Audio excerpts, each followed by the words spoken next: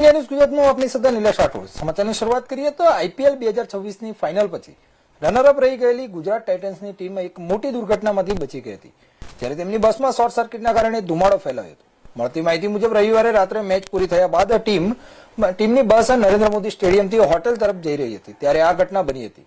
આ શોર્ટ સર્કિટના કારણે બસમાં અચાનક ધુમાડો ફેલાયો હતો, જેના કારણે ખેલાડીઓમાં થોડીક હલચલ સર્જાઈ હતી. સદનસીબે તમામ ખેલાડીઓને સમયસર અને સુરક્ષિત રીતે બહાર કાઢવામાં આવ્યા હતા.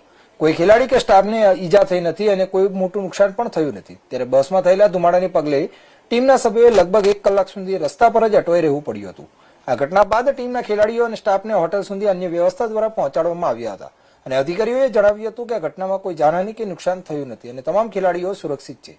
આ દુર્ઘટનાથી ટીમના સભ્યો અને પ્રશંસકોમાં થોડીક ચિંતા જોવા મળી હતી, પરંતુ સાવચેતીના પગલાં લીધા બાદ પરિસ્થિતિ નિયંત્રિત થઈ હતી.